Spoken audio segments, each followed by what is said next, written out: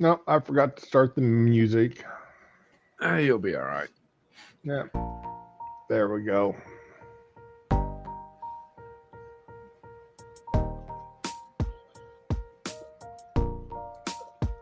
Not having a computer for a week was actually kind of nice. I hear you. I technically didn't have a computer for a month while I was down in Georgia. All I was using was my tablet. Right. And I wasn't using that much. But it's a little different down there because down there is in the middle of frickin' nowhere. Right. So not using a PC hits even more different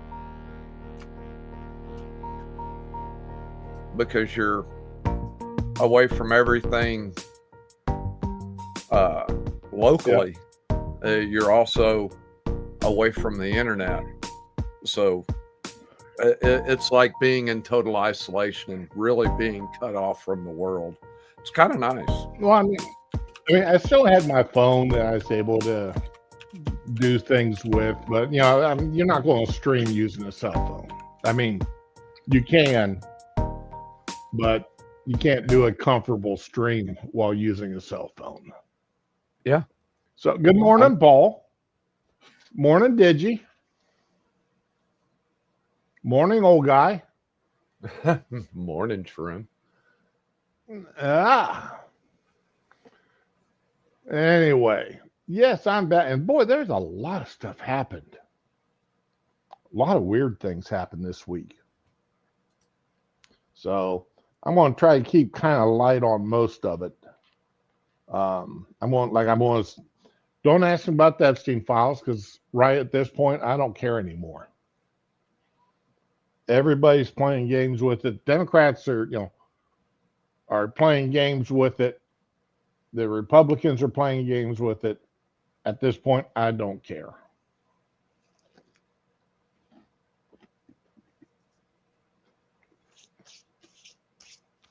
So I did discover this by accident this weekend, though. And I've got to play this. Because Toby Keith was one of the people I really enjoyed listening to the whole time he had a career. And I still enjoy listening to his music.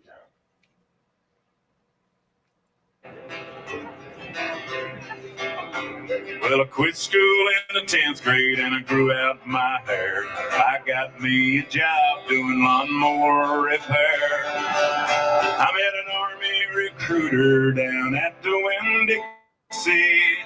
He said, son, you know future, pack up and go with me. Well, the first place we landed was a base called the Lot. They convoyed our asses to a 10-acre farm. With my boots and my cover and an old M16, 2 bottles of water and a cold MRE. You'll meet lots of new friends and you're sure to get paid. We'll show you the world and we'll teach you a trade. It's not a job, it's an adventure. Oh yes sir, I got that. But you never told me I'd get my ass shot at. They never told him he'd get his ass shot at. Well, the first night in combat, we went on patrol.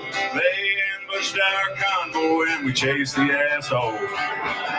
We found them all hiding in low water ditches. We took aim and killed all them son of a bitches. And you're sure to get paid. We'll show you the world and we'll teach you a trade. It's not a job, it's an adventure. Oh yes sir, I got that. But you never told me I'd get my ass shot at. No, they never told him they'd get his ass shot at. I walked in on my buddy with a female Marine.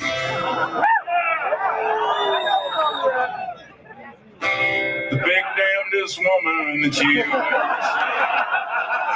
He said, why are you laughing? You got lots of nerve. Over here in the desert, we grade on the curve. Lots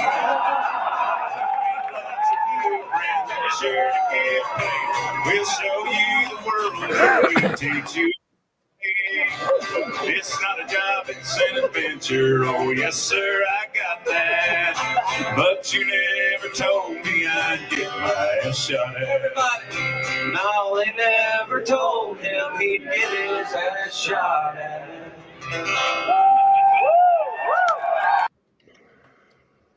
That's good. I found that song this morning and I had never heard it before. I just had to share it. Oh, that was good. Over here, we grade on a curve. Yeah.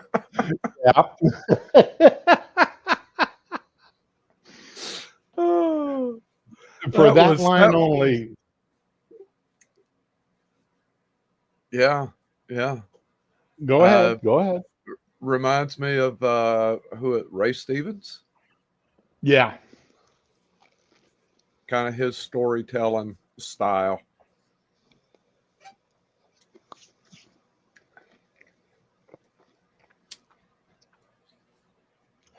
But it reminded me of Germany too, dating girls on base. A lot of times you graded on the curve.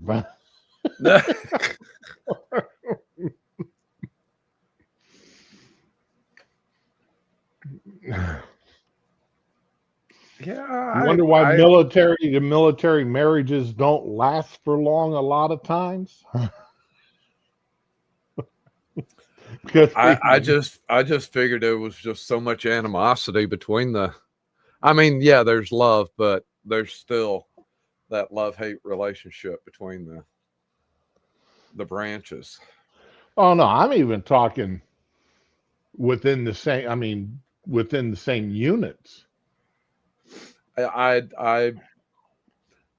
dated a girl I worked with one time, and it lasted about 2 weeks, and I'm like, no, never happened again. Yeah, well, I dated and almost married a girl that I worked with when I was overseas. She then come to find out she got pregnant by another man, and that's sort of like, well, you were TDY, and I got drunk, and I was lonely.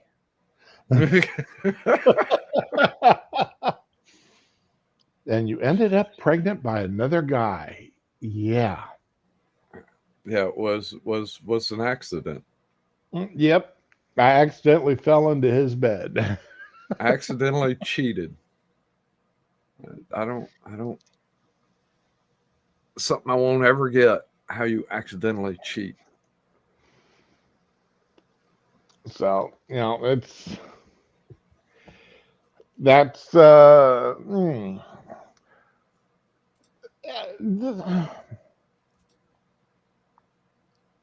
I mean, I was gone for 30 days. Okay. And a part of our life at the time evolved around going to the NCO club. Because, I mean, what else you going to do on base? True. Okay. And she had an affinity for a drink called the Flying Tiger, which was a mixture of 5 different alcohols. Now, me at the time, 6'3", 200 pounds, extremely active. I would drink a couple of shots of Jack Daniels. Then I'd order that Flying Tiger, and I would sip on that for the rest of the evening because I knew once I finished it, I was done for the night. If I'd be using the cracks in the sidewalk as a ladder to get home. Never heard it put that way. And yeah, and she said she'd had a couple of them flying tigers, and she was 5'4", about 120 pounds. So that stuff hit her hard. And I mean, we all know you do stupid stuff when you're drunk. Oh yeah. You know, Hell, I do you're stupid stuff sober now. right, but you do really, really stupid stuff when you've been drinking. Stuff that if you were sober you wouldn't do. And considering some of the stupid stuff I've done sober, Yeah. that's why one of the reasons why I don't drink a whole heck of a lot anymore. That and the fact I got planned days that I'm going to drink, because I got to lay off all my narcotics that day, prior to drinking. Right. I got to lay off all my pain pills for the day. I got to suffer to suffer later. Gotta suffer for 24 hours so that I can enjoy a few shots of American or Japanese whiskey. Yep. I still try and find a bottle of good mead, not American made mead, but either Irish or Scottish made mead. Nobody around here carries it. There was a guy I used to work for that made mead, and I want to say I was already not drinking, but would go by and smell the burper as it's off gassing. And oh my, did that smell so good. And he had like, I don't know, 20 casks of it, the glass jars. Wow. Yeah. I mean, and just walk in that room and it was just, it was heaven. And then he and I had a falling out, but was he selling it or gifting it or what? He was gifting it. It was just something that he would do and hand out and trade with other people to see how they were making theirs. And but he was a heavy drinker as well. Ah, okay. But I mean, I would say half of it he would trade or gift. It was just easier to do larger quantities than smaller quantities. Right. They got in discussion with the guy one day, online discussion, a bunch of us, about how old were we the first time we had alcohol. And not just that, daddy or mom held a can of beer up to our lips type thing, right? And I was 13, I was 14, I was 15, teenage stuff. And I was like, well, as I come to find out later, I was drinking alcohol when I was 6 years old. I was probably about 10. And everybody's going, wait a minute, 6 years old, what are you doing? I said, well, my dad made Applejack every year. And he kept the wooden keg, the cask, in the barn. The problem is all I knew at the time is that I thought it was apple cider. It was apple juice. And every time I went to the barn and I was down there working down, feeding the animals or whatever, because I mean, my dad started us young with having to care for the animals. Yeah, I mean, a farm, you start as early as you can. Right. And he had a tin cup down there, and every time I went down there, if I got thirsty, I'd go over to the keg and pour me out a little bit into the pour me out some into the tin cup and drink it, and then put the cup back and finish doing whatever I was doing. I didn't really, I was like, no wonder I always felt good when I got done working in the barn.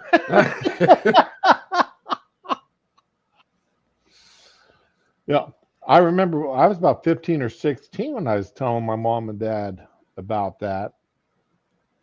And that's when I found out that it was Applejack, Yeah. which Applejack is nothing more than apple cider with raisins and yeast, and then set up in a wooden keg and left to ferment. How big was the keg? It's about a 20-gallon keg. So a half cask. Yeah. Yeah, it wasn't big. It was a smaller one, smallish one. But yeah, when my mom and dad found out I'd been drinking that stuff since I was 6 years old, they were like, yeah, you need to stop that. I was like, okay, but I like it. It's good. Yeah, I'd like to get like a personal small cask, like 1 to 5 gallons of some really good whiskey, and just have it sitting on my shelf. Now, I saw there's a group of guys that they get a 5-gallon thing and they just buy midline whiskeys or bourbons and mix them in the keg and let it set for 6 months.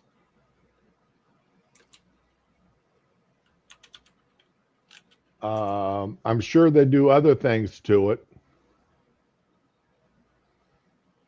but maybe add some yeast or other stuff to it. I mean, it's been a long time since I've watched the videos on it. But I mean, it's like, okay. I mean, you know what? By that time, I was already on the medication. So even though I was interested in it, it was something I wouldn't do because I'm not going to invest a few $100s into various bottles of, into 5 gallons of various bottles of whiskey to mix them all together. Yeah, Paul, you're interesting. I'm sorry. That sounds like an interesting adventure. Yeah, I don't remember what they called it, but they had I mean, it sounded interesting, and they said that it made good taste and drink. But they'd start in the summertime and then start drinking it around New Year, Christmas or New Year's. Yeah, Paul, the NCO club, you could always tell when a unit was TDY because the NCO club had an influx of new women, usually without wedding bands on.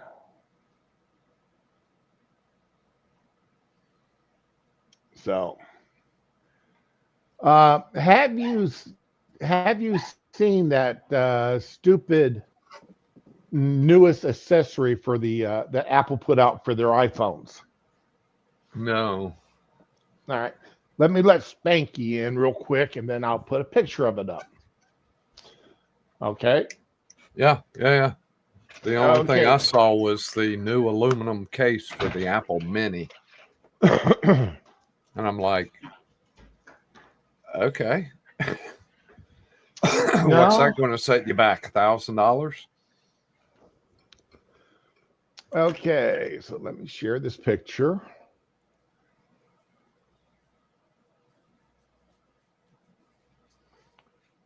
Come on, there it is. All right, there it is. It's called an Apple Sling. Oh, yeah, I saw that. Okay. Do you know how much those things go for? Isn't it like $150? That's for the cheapest one. That's for the one that would attach to your purse. Because they can also go, they've got the long ones that go cross body.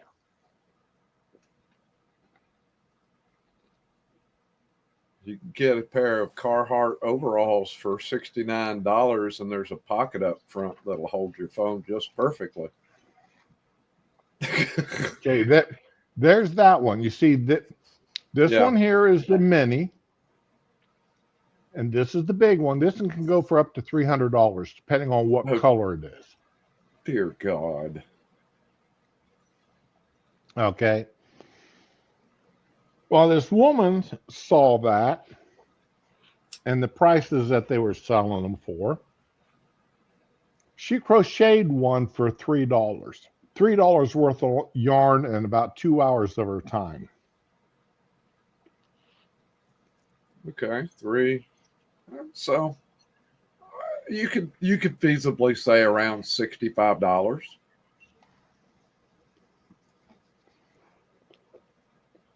Two hours of your time, $5 material.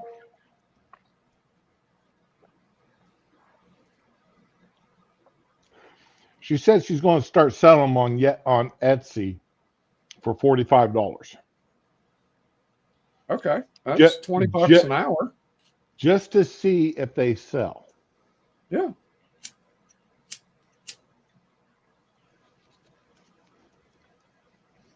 I mean, I don't see it as something that's going to take off. They sold out in 48 hours. According to Apple, they sold out in 48 hours.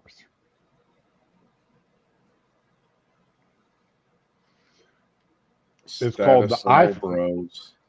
an iPhone Pocket. Okay. But the reason, well, I think one of the reasons why they are so expensive, where is it here in this article? Apple designed the iPhone Pocket in collaboration with fashion band Icy Miyake, the designer behind the endless supply of black turtlenecks worn by Steve Jobs and an Apple employee uniform that almost happened.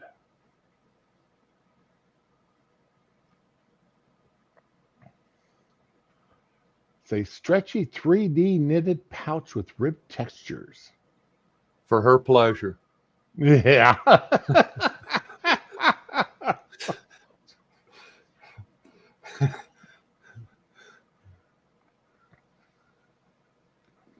the, absolutely ridiculous, but they got a brand name on them. I agree, Paul. Apple people are strange. Oh yeah, yeah. My daughter-in-law is an Apple person, My brother is an Apple person.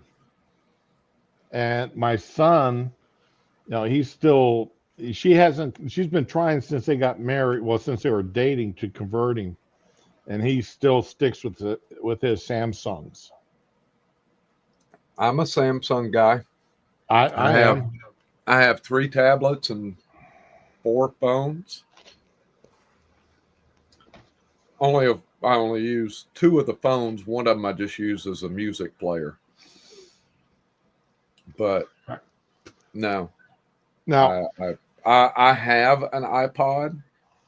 I have an old iPod Nano 8th gen, I think it is, and I love it. Except the battery won't last for more than a couple hours. I need to take it in and have it replaced. But it had the best music player, or was the best music player I've ever owned. That's the only thing I'll give them. now, like my Samsung, I got a Samsung 22, Galaxy 22, and the one thing I've always liked about Samsungs is the fact that the ones I get always have the Windows accessories where I can use Microsoft Office. Yeah. All right, and that's been really since day one. When I got my first cell phone, I wish I could remember the brand, but it had a full color screen on it with Microsoft Office, and this was back 30 years ago. And I worked for Krispy Kreme at the time, and they paid for it. They paid for the phone. I had to pay for the service, but they paid for the phone. And the way the reason why is because the regional manager would call me at all hours asking for information that I told him, I said, unless I'm at work, I don't have access to it. Well, you should have it available to you when I need it. Okay, well, the only way I won't have it available is if I get something that I can put Microsoft Office on, and I can put the spreadsheets and the Word documents on it. He said, well, just take the company credit card down, buy whatever you need to buy to do that with. We'll pay for the item itself, and if anything else, then you got to pay for that. Okay, no problem. Then he saw the bill for the cell phone. Right. Hey, he told me to go get what I needed to get. I used that phone for about 7 or 8 years. It really lasted me a long time. But that's back when Altel was still around before Verizon bought them out. Okay. So yeah, I had an old Motorola flip phone in the early 90s, one of the old plastic ones. right. And then I didn't get into I probably only used that for 3 or 4 years.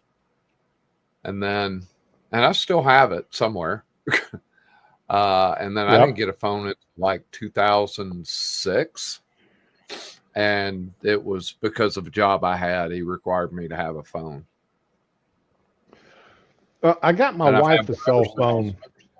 I got my wife a cell phone in the late 90s.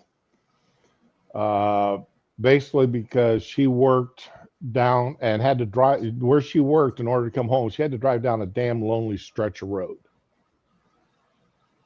And it was usually after dark. So I got her a cell phone that, if something happened, car broke down or whatever, she'd have a way of getting in touch with me to let me know. Because the rule was that she wasn't home by 6:45 till 7. I was coming after her. I was, loading the kid up in my truck, and we're going to go drive that 10 miles of lonely ass road looking for her. Yeah. So if she got off work at 6:15, gave her a half hour to drive home. That way she had time to stop for gas or something if she needed to. And I mean, it was just concern for my wife. She's driving down a 10-mile stretch of road with hardly any traffic on it after dark. I didn't want her sitting out there stranded. No, I get you, dude. My wife got us AAA when I started skiing, because I had an accident coming down the hill one time, and it was like $700 to get my truck home, to get it towed home. Wow. Yeah, well, it was about 60 miles from home, and it was in the middle of the night, and it was snowy conditions and all that other good stuff. And And three that was other back when people wrapped AAA around actually us. covered stuff. So we got the AAA plan that covers up to 100 miles because the slope is 77 miles away. And I, like you know, you didn't want your wife driving down this 10-mile stretch dead at night out in the middle of nowhere. My wife didn't want to have us pay another $800 if I were to have an accident coming home. Yeah. Well, and just to prove the point, I was coming down the mountain one night and my car overheated. I blew a head gasket and had to have my car towed home, and it didn't cost me anything because I had AAA. That was back when AAA was worthwhile having. It's still worthwhile having. It really is. I mean, they've come out and replaced a battery in my wife's car. They've done it in my son's car. They've come and towed me off the side of the interstate. No, they've been real good for me. I was a AAA member for a long time until I got a flat tire, and I just had new tires put on the truck. I got a flat tire in between on a major 4-lane highway at 1 o'clock in the morning, and they charged me $200 to come out and change that tire. And the reason why I needed to have them come out and change the tire is when they put the new tires on, they put on different size lugs, and I didn't have a 4x. That's the first thing I put in every vehicle I buy is a 4-way. Well, I've done that ever since. Is I buy a 4x and put inside, but just irritated the daylights out of me that they charged me so much to come out to change that tire. The damn local cop was sitting there watching them, pulled up behind me when I was sitting there trying to figure out, what I was going to do when I realized my lug wrench didn't fit it. He goes, "Yeah, I got a 4x in the back of my car here." And I said, "Well, can I borrow it?" He said, "No, it's against our policy to loan this stuff out." Oh, I'm not asking you to change the tire. I'm just asking you to loan me the 4x. Well, that's just being an ass. Yeah. By saying, "I got one, but you can't use it." Mm-hmm. Yeah, that's just being an asshole. If you're not going to let me use it, if you've got one don't and tell me you can let it. me use it, then tell me, "Hey, I got one. Let me go get it for you." In other words, don't even tell me, because now you just dashed my hopes. Well, the next day I called the police chief and told him what happened. He said he would talk to the guy because he should have let me use the 4x. But, did he actually talk to him? I got an apology from the police chief, basically. Yeah. Didn't offer to give me back the money I spent having that call. No. No.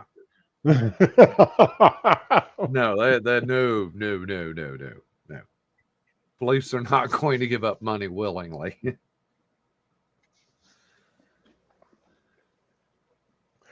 So, but anyway, $230 for this piece of garbage. If somebody that can, yep. If you know somebody that can crochet, they can make that for you for a couple hours. A 6-pack of beer and $3 worth of yarn. And you can pick the color you want. My daughter could do that in about 15 minutes with just some cloth. Yeah. Now, granted, it wouldn't be from one piece of cloth, but again, I'm not a status symbol type guy. Yeah, the only time I wear anything crossbody is I've got a crossbody bag, army bag, that when the wife and I go, there's a, I don't know how you describe it. It's about 10 acres of shops that, I mean, this place is huge. It's about 10 acres big, and it's nothing. One end of it's big box stores, your oversized Walmarts and such. But another part of it is think of Mayberry RFD Main Street type Yeah. shops. Yeah. Okay, and that's about a half mile or so on both sides. Nothing but these little shops. Um, that's where I go to buy my spices and my hot sauces. So I always load up whenever I go there because they've got the specialty shops there. Yeah, it's a little expensive. I get my horseradish there, Would nasal would you napalm. would you equate it to like a hometown Tanger factory outlet? I Something don't along know what. those. Oh, okay. No idea what a Tanger factory outlet is. Uh, they're, or you could call them factory outlet malls, where there's this giant complex of stores, and it's like Oshkosh Bagosh, Nike, um, Carhartt, Ryobi, Okay, as long as specific you think of factory stores. okay, well, like there's a Crocs store there. There's a Stone Cold Creamery there. They used to have a what was her name? The the woman TV cook that got in a lot of trouble because she used the N word 30 years Paula ago. Paula Paula Dean. Dean. Yeah, they used to have a Paula Dean restaurant there that it Yeah, didn't it just last sounds like a 2 years. hometown, a really, really, really big hometown Right. outlet mall. But then they've got a lot of these stores that are maybe 20-foot wide and 40-foot deep. And everything like my spice store, my hot sauce store, that's how big they are.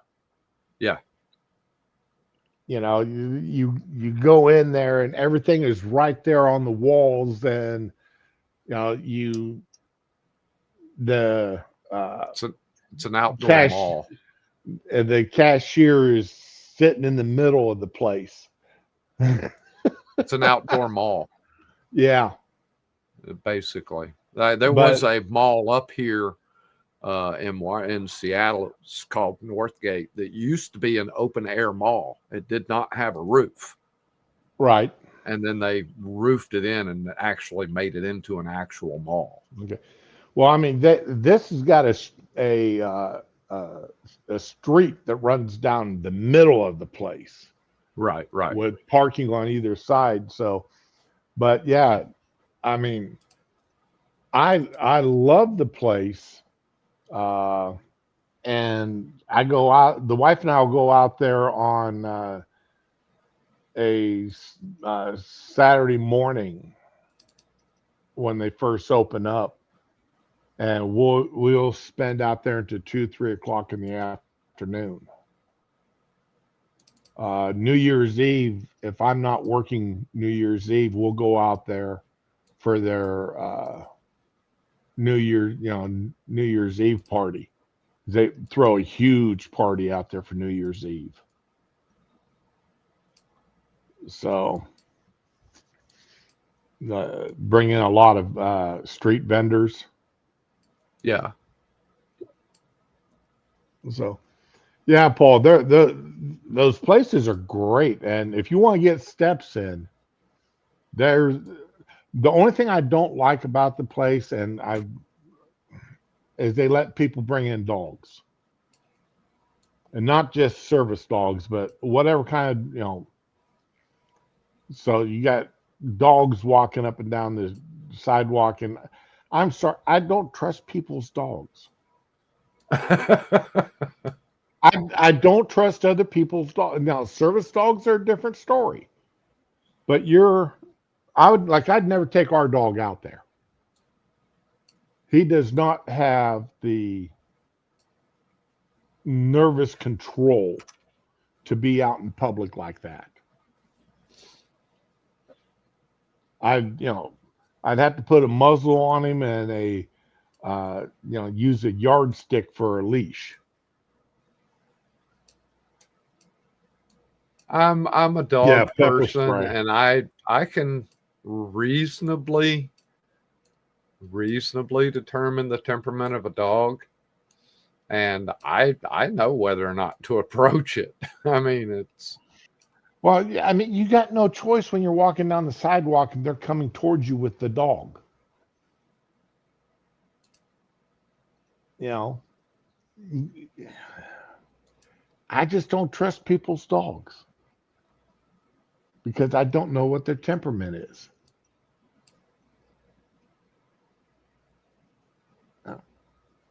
So I've just been bitten one time. I've just been bitten too many times. So, oh yeah, my dog's friendly.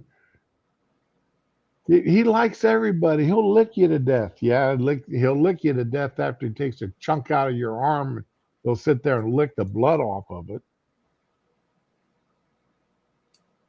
But that's just me having that complaint. You know, everybody's got their own little. Oh, but if you want that, there's your choice of colors. yeah. And did I read you can only get it in like 10 different places around the world? 10 for that 48 hours or their opening weekend. Yeah. It's like New So York, Paris. It's like uh, okay. 10 shopping locales: Soho, New York; Regent in London; whatever in Paris; and this Orchid Road in Singapore. Everybody else have to order it online like it's from Timu. But they sold out. The Well, online people sold out. you could make 10 of them and claim you sold out. Well, I that's mean, true. come on. Oh, we only made 10, but we sold out. If you told me you That's made 10 true. million and you sold out, I would be impressed. But if you only make a couple of hundred, no, I'm not impressed. Okay, so the next story here I wanted to talk about. You heard about the DoorDash incident? I think Oh, I yeah. talked about it before. Okay, well.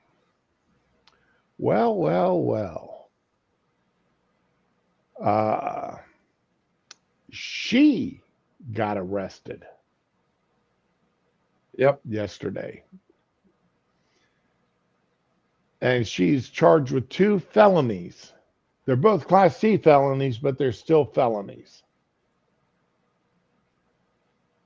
which absolutely surprised me.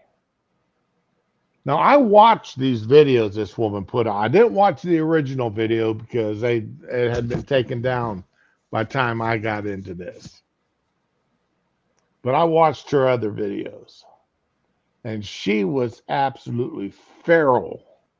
I'm the victim. I'm I the one that know. was saved. I know. Oh, you saw that video? Oh, yeah. Oh my! Oh, I laughed. But I'm the victim here. I'm the victim. Can't you see that? This is a man's world.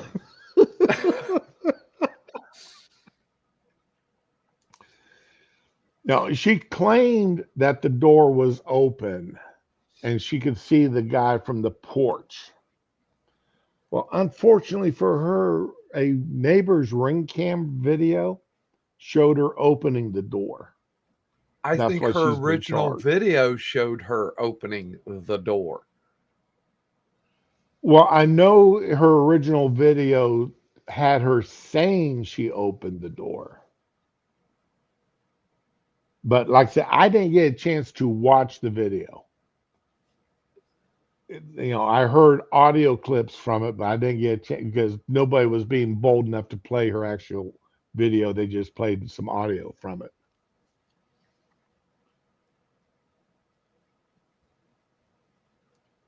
But that actually, I sort of laughed. That sort of makes me feel good to see her going to jail.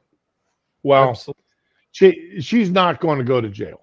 Let's be.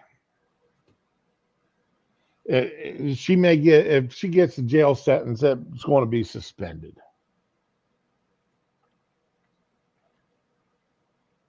She's got lots of supporters out there. And women are always the victim no matter what they do. So depending on the judge, I see her getting a suspended sentence.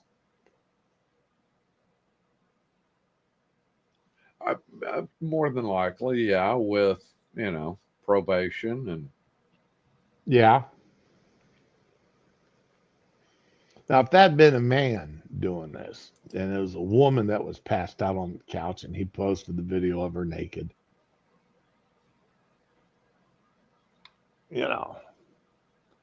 that'd be a totally different story. But right.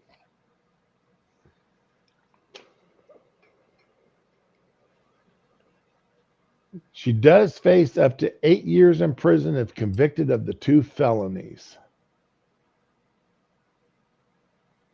She had been the one to contact the cops, claiming she'd been deliberately lured in by the man, even though he appeared to be passed out in his own home.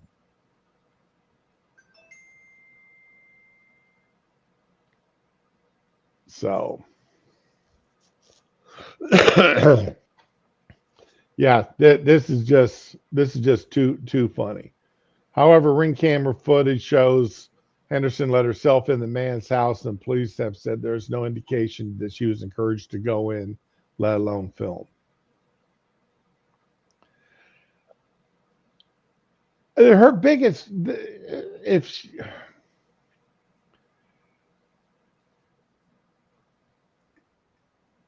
she made the huge mistake of posting the video online. Yeah, I don't get that. But then again, I don't get a lot of shit that I see online. Oh yeah. Yeah, the wife and I were talking about that this morning. But it's like a woman was talking about, and this is the conversation, the one the wife and I were talking about this morning. A woman posted online how she divorced her husband not because he was a bad provider. She said he was an excellent provider. He never hit me. He never abused the children. He never, treated me badly. He just didn't say, I love you enough. Wow. Shallow Sal. So she divorced him. And I'm sitting there, the wife and I are sitting there listening to this, and it's like,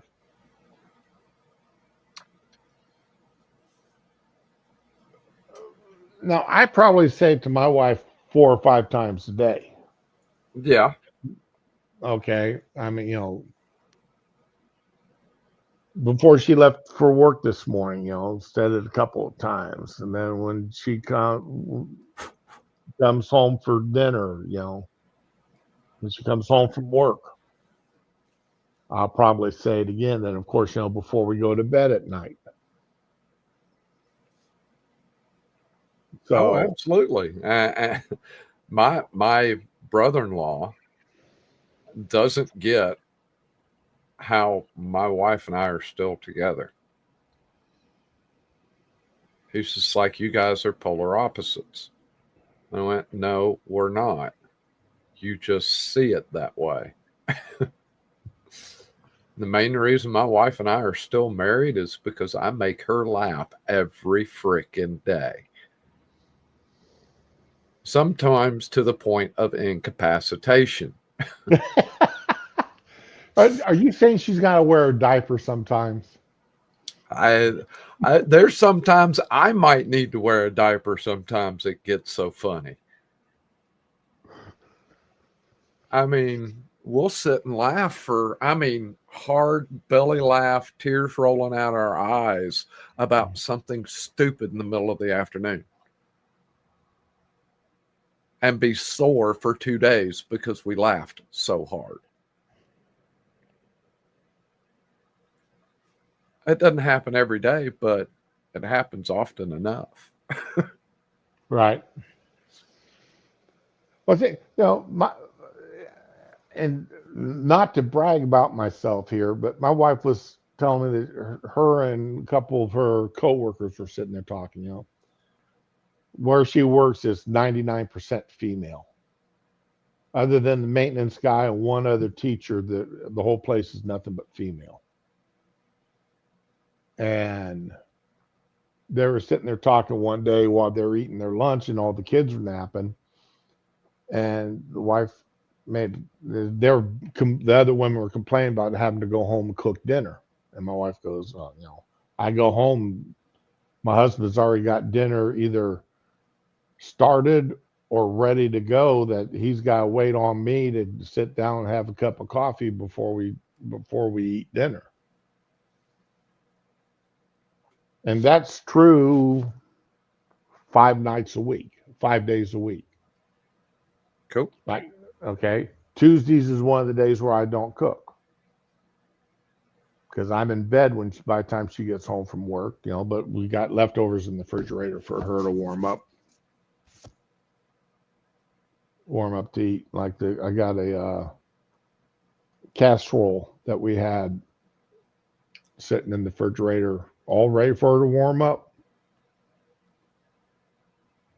along with a piece of garlic bread.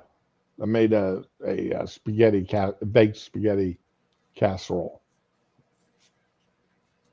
which we both happen to love. Well, my wife works from home, and she has 4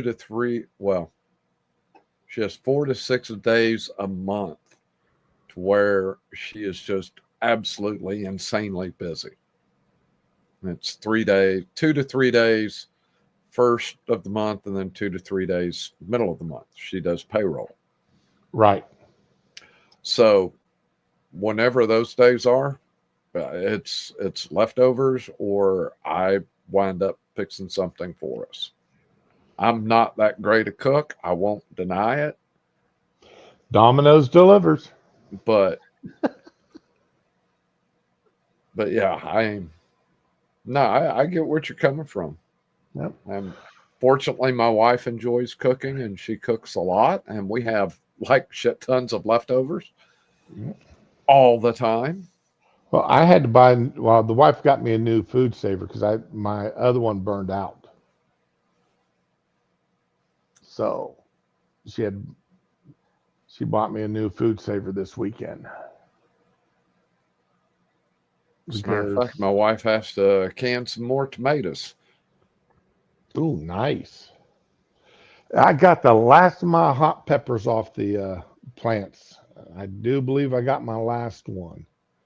And it was the most unique one. It was top half was red and the bottom half was green.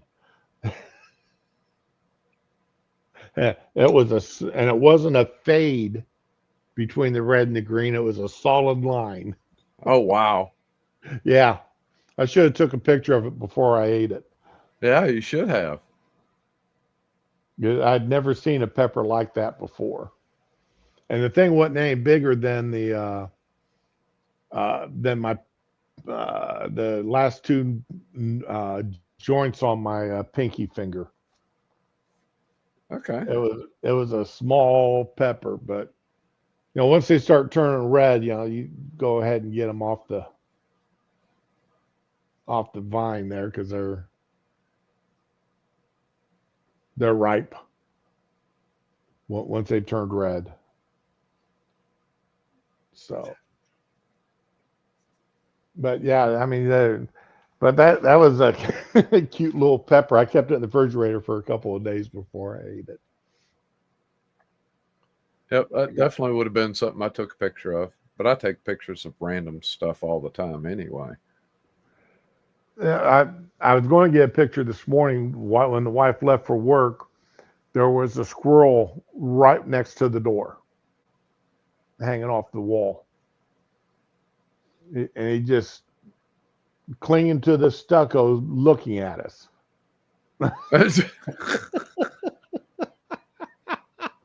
Clinging to the stucco.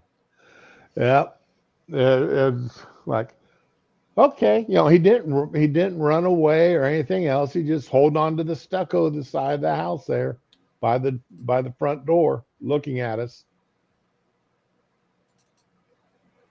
Our cat has made friends with a couple of the squirrels out there, I do believe, because they just sit there and look at each other. The squirrel's sitting there eating sunflower seeds, and the cat just sits there looking at them. It's like, but don't let any of the birds come flying around because he will attack the birds. Yeah. Not a fan of the birds. No, and the pigeons don't bother me so much, but when he goes after the cardinals, it's like, no, you leave them cardinals alone. Cardinal, the Illinois state bird. So leave my cardinals alone, but you can go ahead. The pigeons don't bother me. Pigeons are nothing more than rats with wings. Them and seagulls. Them and seagulls. I hate seagulls. You heard about the kids that they arrested for throwing Alka-Seltzers to them, right? That's been a story for 5 decades. Well, 4 decades. They arrested some in Fort Walton Beach throwing Alka-Seltzer tablets or Alka-Seltzer coated stuff to them. That's insane. It's known you don't do that. That's kids are cruel. It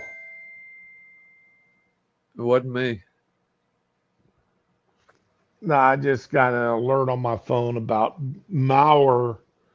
Bill Maurer obliterates Patton Oswalt's liberal bubble in only 2 minutes. Ooh. Who's Patton Oswalt? I know the name, but that's it. He's some actor.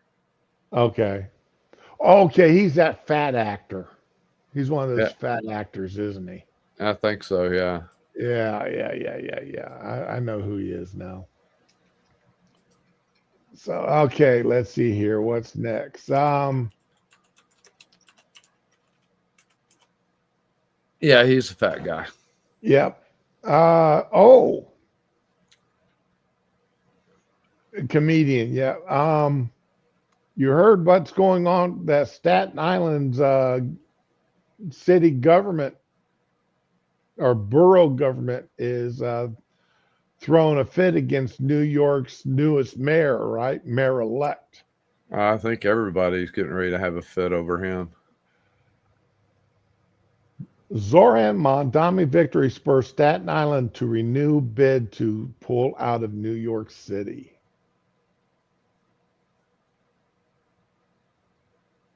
Leaders of New York City's forgotten borough and most conservative enclave are reintroducing a stalled legislation for Staten Island to succeed from the People's Republic of Mondami.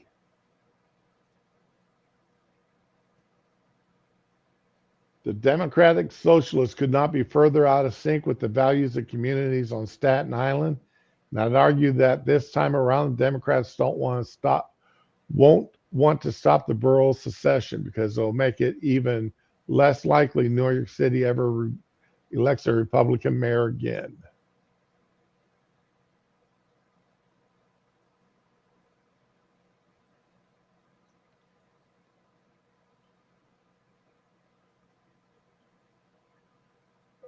Staten Island's been pushing the secession bill since 2008. Yeah. That seems to be, and the reason why this is just happening here, starting up here in this past week or so, but it's not the first time I've seen this happen in various cities across the country over the past few years, where cities will actually split. A city will actually get split. And one side will complain, well, all the rich people are in the other side, so now all the tax money that we've been getting is gone. Well, wasn't it Gavin Newsom that was trying to tax people if they moved out of the state and continue to tax them for 10 years after they've moved? That's something Gavin Newsom wants to start doing, but California has been taxing companies that move their headquarters out of California for a long time. But now he wants to move that tax down to individuals.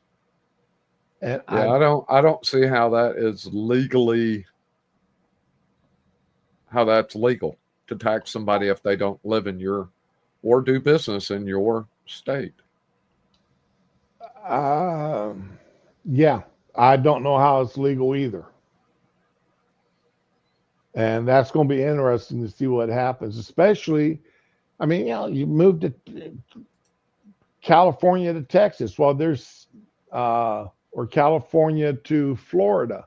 There's a lot of states between, there's states between California and Texas. Oh, yeah. Now, I know, I drove through some of them. Now, when, California to Washington State, he may, especially they just moved across the border. He may have an argument, argument he could make there. Well, they just moved across the border, but their job is still here. So we're still entitled to to their income tax. It's like ball players, they got to file taxes in 48 states, sometimes 49. Well, depending on if the state has state income tax. Right. Washington does not. Surprisingly. Washington State does. Oh, okay. And it's written into the state's constitution that it will never be a personal income tax. Oh. Okay. I did not know that. That's good. That's nice to know. Which is why we also pay like 18 cents a gallon in taxes on gas, and our sales tax is like 12%. And, Right. my house down in Georgia, the yearly taxes on it are $2,400, and it's a 5,000 square foot house. Up here in a 2,600 square foot house, our taxes are like $9,000 a year. Yeah. It's like how can you afford to $4,500 own a house with taxes like that? I just happened to catch an article in our local news saying that the town I live in is ranked number 25 in the state as the most expensive housing. So when I moved up here in 98, the house that we have was valued at like maybe 400,000, and now we're approaching $1 million. Well, I know my house that I bought 7 years ago has doubled in value. Yeah, average home price And in the town I live in is $966,000. when I say double in value, that's what I've been offered. I've been offered twice what I paid for the house. How far are you from the water? 25, 30 miles. It's not bad.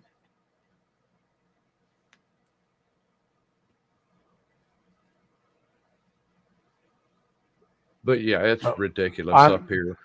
I know I'm inland far enough that I'm not in the higher insurance rates.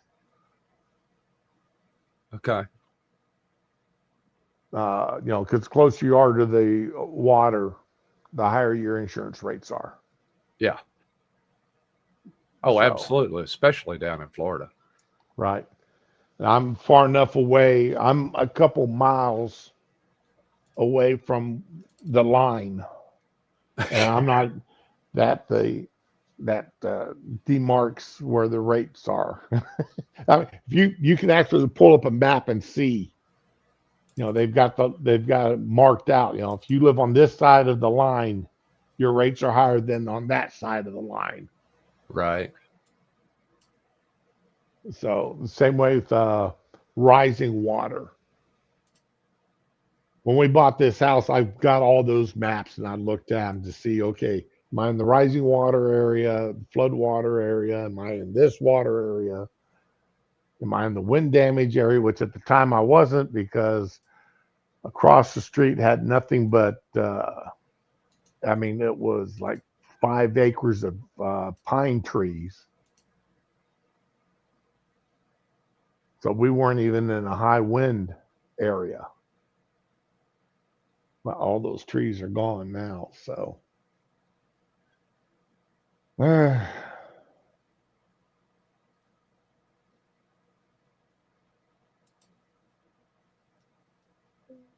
but yeah, there's I'm kind of curious. I'm going to sort of keep an eye on what happens here with this Staten Island. See if Staten Island actually manages to succeed from New York and become its own city. Succeed from New York City. Right. That would be. And like the article says here, that'll give the Democrats, the Democrats shouldn't fight too hard, because that gives them almost a guaranteed lock on always having a Democrat mayor of New York City. Because the other 4 boroughs are pretty liberal. Raman, well, I would. You? Go ahead. Now, Raman just joined. She's been in the hospital. She's in the hospital. Oh no. And I have not been able to get in contact with her for the past week. So I hope you are feeling a lot better, my dear. I hope everything is. I hope somebody you trust is taking care of the kids.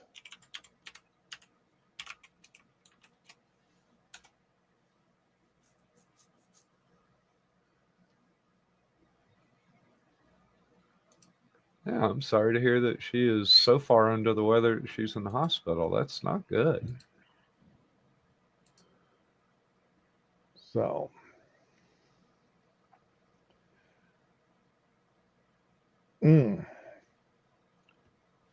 but yeah, I'm going to be kind of curious to see what happens here. I'm going to keep an eye on that, because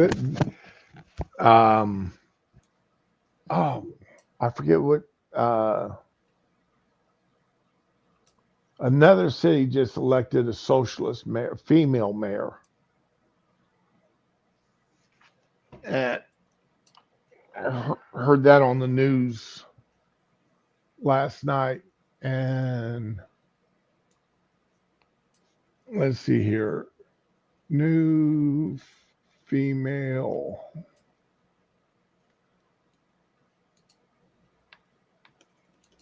socialist mayor elected.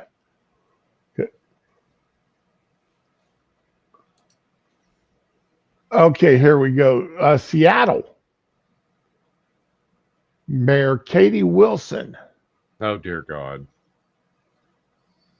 You know her? Sadly, I mean, I don't know enough about her, but I know that A, she was elected, and B, she's as bad as Mandami. Yep. And she is not an attractive woman. She is rather unfortunate looking.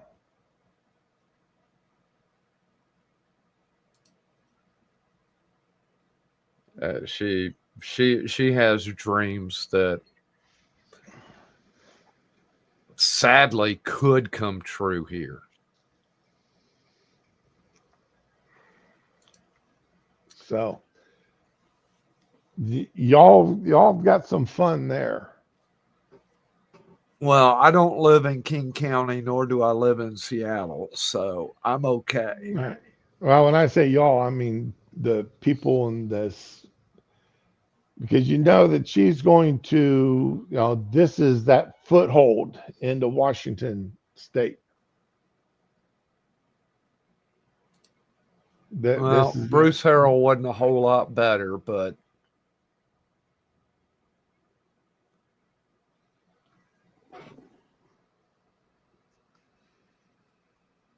she's and planning both half of Oregon and half of Washington want to join other states. Yeah. Preferably Idaho. I love how her one campaign promises she's going to Trump proof the city of Seattle. Yeah. Oh, you're having surgery tomorrow?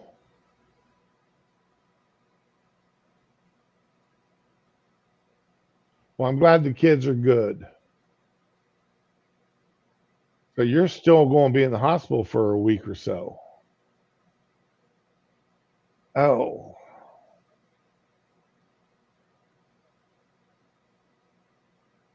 Well, let us know if there's anything that we can do for you besides, obviously, we're praying for you. Open heart surgery, what? Yeah.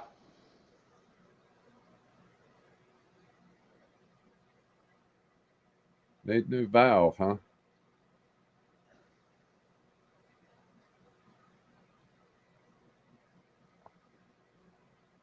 Man. Becoming part of the Zipper Club.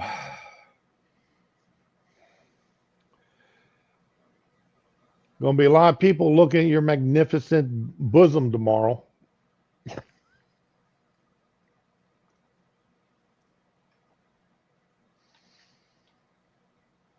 Oh.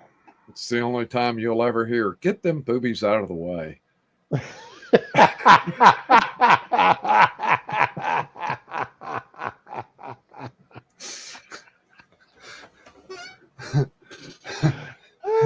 It's the only instance you will hear, get those boobies out of my face.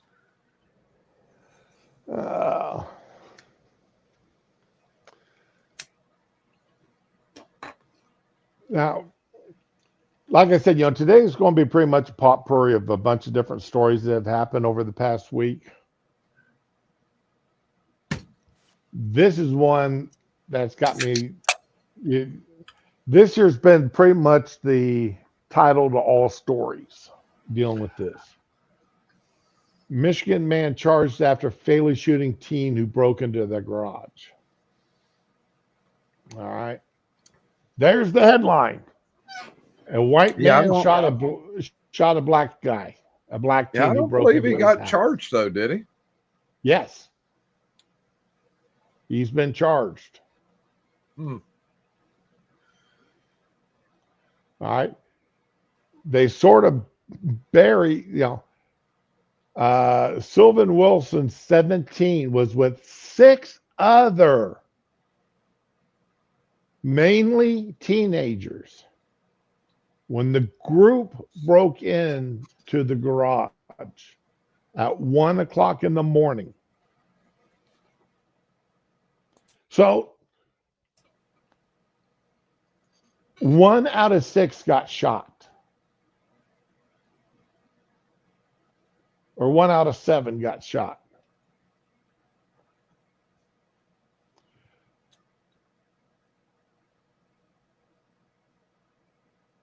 Oh, so he's being charged with not hitting enough of them? The my regardless of okay, fired 2 shots into the garage through a windowless door, striking Wilson.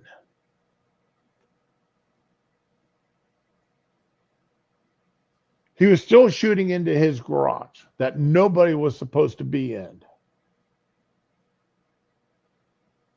These people were inside of his home.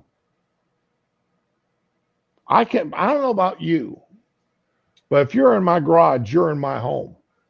Because the door between my garage and the rest of my house, okay, as a 10-year-old could bust through it with no problem.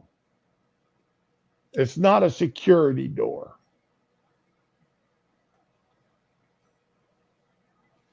You could get through. I mean, a grown adult could knock this thing off knock it wide open with no problem. If you're in my house and I didn't ask you to be here and it's under duress, that somebody's not leaving under their own power. Maybe me, maybe them, but somebody is not leaving under their own power. I don't care if you're in my garage, in my living room, or kitchen. You're going to come be the recipient of flying metal objects under great speed. Yeah. Oh, yeah. And I don't care if the door is open or closed. You're inside the 4 walls of my home. You have breached the outer walls of my castle.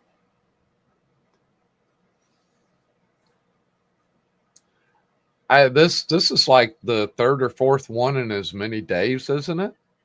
Well, I've got the other one pulled up too, and there's a slight difference to that one. If you're thinking of this other one that I got pulled up. So I love this here. Sylvan was running away and got shot, said Sean Madden, Wilson's father. Another teenager in the group was shot in the leg.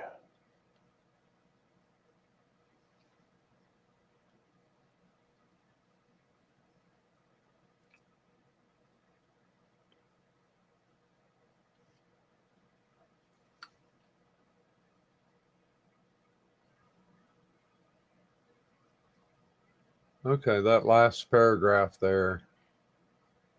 Yeah, he crossed the line by firing outside of his home at fleeing persons. Once they're running away, you can't. But they were in his garage when he shot him. Well, even still, if they're running away, even if they're in your house, if they are running away and you shoot them in the back, you can be charged for it. Not in Florida. Because technically, the threat is abated. If they are trying to get away, the threat is neutralized, and that's the crux of the problem. The guy shot into the garage. He didn't see that the guy was running away. The guy was in his garage. I would get bounced from the jury pool because obviously, was he inside the building? Yes, not guilty. I don't care what he was doing. He could have been holding his hands up, saying, "Don't shoot." I'm not guilty. Okay. I don't care. He was someplace he was not supposed to be. Okay. What about recklessly discharging a firearm? You could not see what was beyond that wall, whether it was a guilty person or an innocent person standing beyond the next wall. At 1 o'clock in the morning, there is no innocent person in my house that I did not invite in my home. I'm playing devil's advocate over here, and it's not 1 o'clock in the morning. Not guilty. No good happens after midnight. I will grant you that. I spent most of my time out after midnight, but all I'm saying out after is midnight because I was working. that's poor shooter, because you're firing into the unknown. I'm not going to say. You should always know your surroundings. Okay. Yeah, you know your house. Well, you don't know what is on the other side of that wall. And from a self-defense viewpoint, I don't care. The other side of that wall is still my house. The other side of that door is still inside my domicile. No, I'm with you. All right. Now, can I say that this guy maybe shouldn't have shot because of, like you said, he couldn't see anything besides his door? Okay. But is he guilty of murder? No. Has he committed a crime? No, he has not. Okay. But also take with my random discharge of a firearm, could have hit a propane tank in his garage, could have hit his own car, could have hit a air compressor that was full of air, could have hit a gas can full of fuel. Could have gone south a lot of different ways other than somebody dying. Coulda, woulda, shoulda. And again, the random discharge of a firearm inside your own home, the bullet did not leave the house, and the only person injured was an intruder at 1 o'clock in the morning. I'm going to keep coming back to this intruder at 1 o'clock in the morning. I'm just throwing out the other side's arguments. And I understand I understand. I'm glad he got shot. Shouldn't have been doing that. If there had not been an intruder, he would not have shot. It's not like he was sitting there drunk and pulling off pot shots. I'll give you that. And I'm not defending. I know you're not. But what I'm saying, the circumstances itself is they had an intruder in the home at 1 o'clock in the morning. He was shooting through an interior door into another part of his home. Yeah. I don't care what that individual was doing on the other side of that door. He was an intruder at 1 o'clock in the morning. Whatever he was doing was illegal. Right. And enough to put a reasonable person in fear of their life. Well, that's kind of the cool thing about where my bedroom is if I hear anything at the front door, I open up my bedroom door and I am at an advantageous angle of high ground straight at the door. Nice. Yeah. Any noise, that door's open and yeah, there's a bead. I don't even think I have to step out of the bedroom to see all of the door.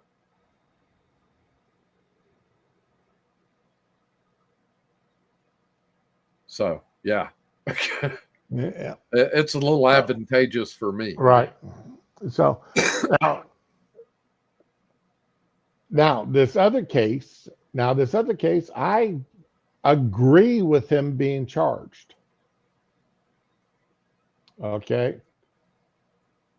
Man charged in fatal shooting of cleaning woman who accidentally went to wrong home. She never,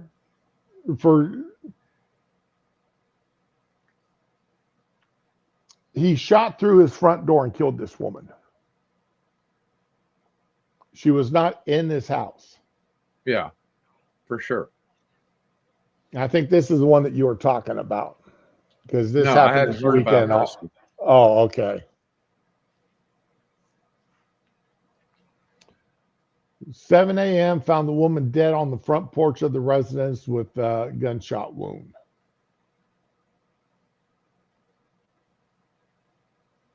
Now, I don't know if she, I have not seen that she was jiggling the doorknob or trying to use a key, a wrong key in the doorknob or whatever. The article doesn't state that. What it does state is he felt that there was going to be an intruder and he shot through the front door. They were still outside. I do. The only thing and the reason why I brought this story up, the other story, while both of them are shooting through a closed door, the first story is the guy was shooting through into a garage, which is part of his home. I This guy was understand the shooting through implications between the two. A closed door into an open area, his front porch, which, while it's still on your property, a stranger does have the right to be on your front porch until you tell them they have to leave. Yeah. They're on your property, not in your property. Right. And it's not illegal for them to be on your front porch until after you've told them that they can't be there anymore. Or unless you have no trespassing signs up, then. Right. Even then, I still think that's a debatable. It is. Because there's too many exceptions to that that allow people to get around your no trespassing sign. And various laws have different states and different communities have basically made no trespassing signs null and void.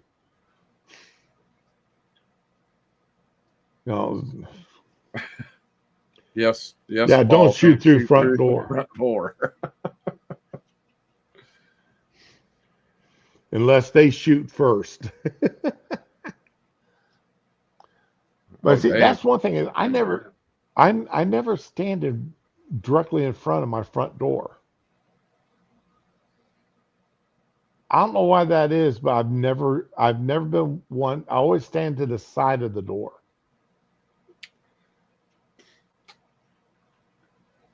Now, my wife, when she goes to, she stands in front of the door. I always stand to the side. That just dawned on me. I can't stand to the side because the quote unquote hallway is the width of the door. It's only 2 or 3 steps, but right. It's enough that I can't reach the doorknob and be out of the way. Right. But growing up, the 3 houses that my parents had, we never used the front door ever. We always used the side door that came in from the garage. Now, it was still an outside door, but we always used the one by the garage. Always. The front door is for company and traveling salesmen. I even at my house in Georgia now, somebody knocks on the front door, I go out through the kitchen and go, "Is there something I can help you with?" We don't use the front door. I would bet that front door has probably been opened in 25 years, probably no more than about 50 times. Wow. Just don't ever use it.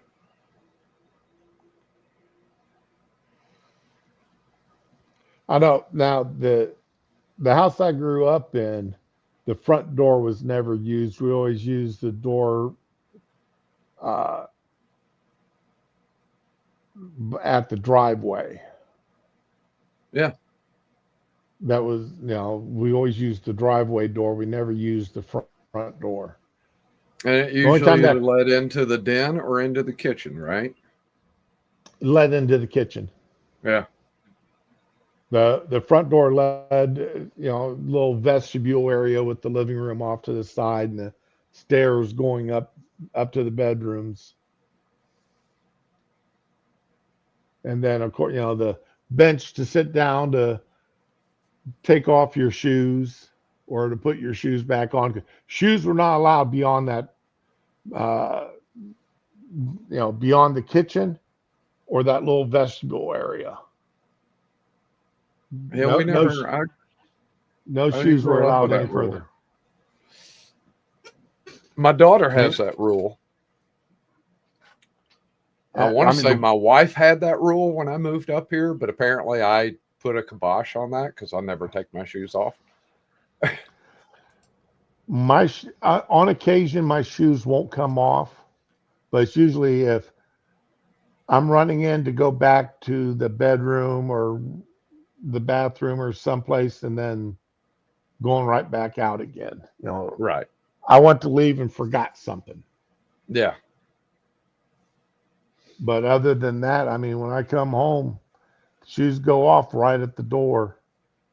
Then when I when I go to leave, the shoes come over by the couch where I can sit down and put them on. Yeah. Well, I mean, when I was working my last job, whenever I got home, I took my boots off because I was tired of wearing them. They're heavy. Right. They fit well. I mean, they were comfortable, but they were just heavy. And I'd been wearing them all day. And it was just like, I got to get my feet out of these boots. Let's see. Colorado is next on the hit list here. I don't know if you heard about this or not. All right, I'm not used to street vendors, except when I was in Germany. We had imbus stands everywhere.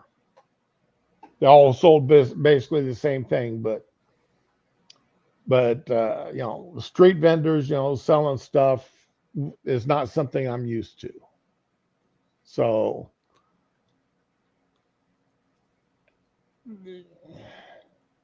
I may or may not trust them. Food cleanliness is a thing. But in Colorado,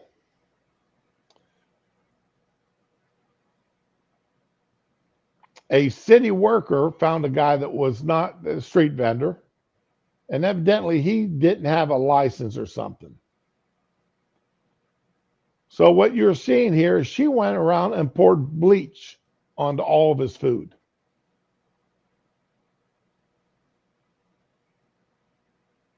Huh.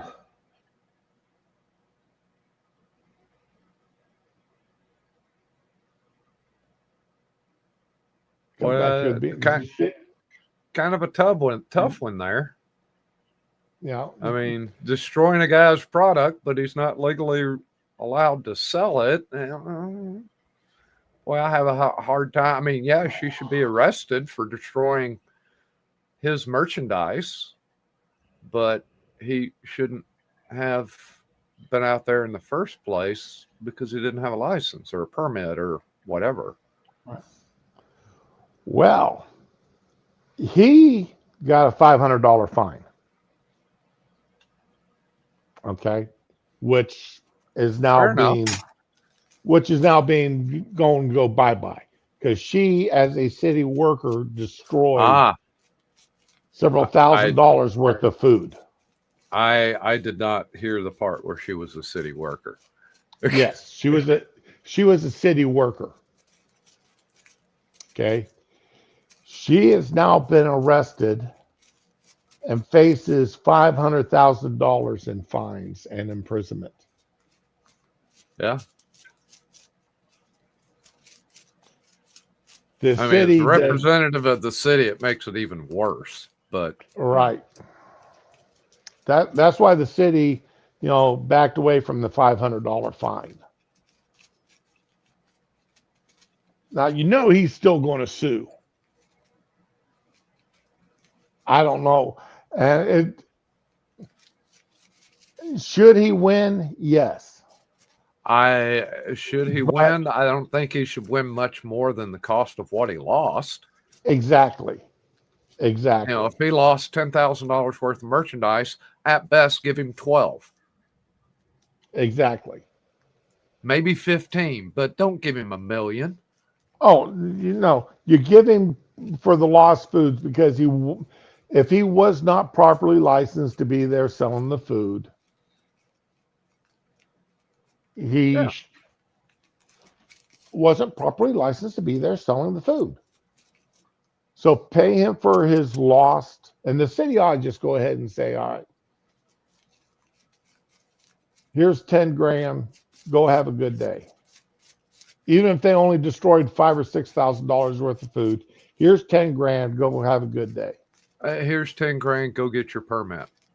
Right. And if you don't get it on the first try, it's not our fault. Try again.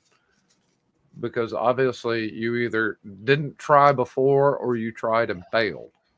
Mm-hmm. But she is now in jail.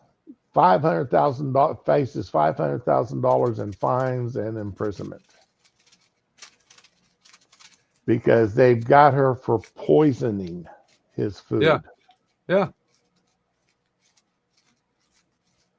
Absolutely. Not just merely destroying it, but because he couldn't take it home and eat it himself. Right. For poisoning the food.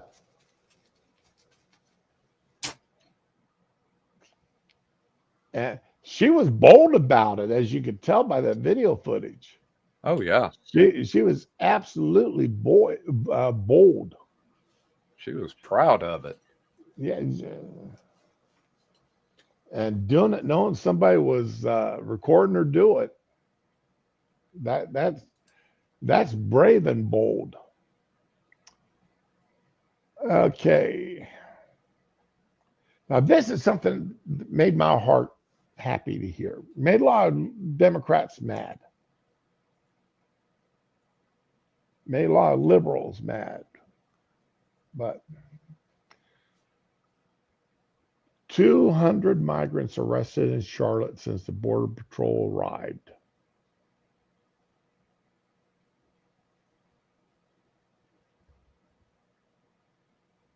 Charlotte's Web. In one weekend, 200 illegal migrants in Charlotte.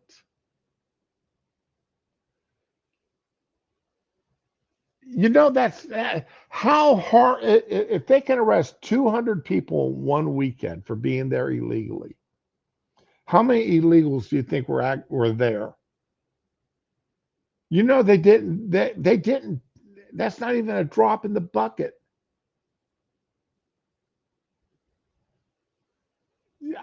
You can't say they got 10%.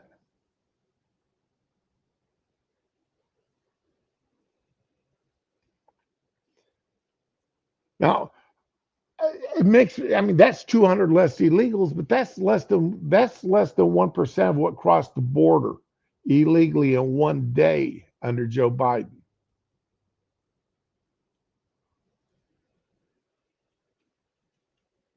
Yeah, really, Paul, up those numbers.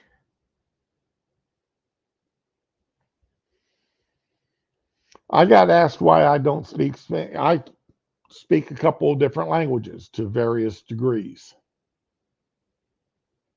of fluency. And some of them I can only read, some I can only hear and piece together what's being said. But Spanish is not one of them. And I got asked why not. And I told them, it's real simple. I've absolutely refused. I intentionally refuse to understand Spanish. And I don't go out of my way to make it easy. I do enough to be professional at work when I get non-English speakers in this,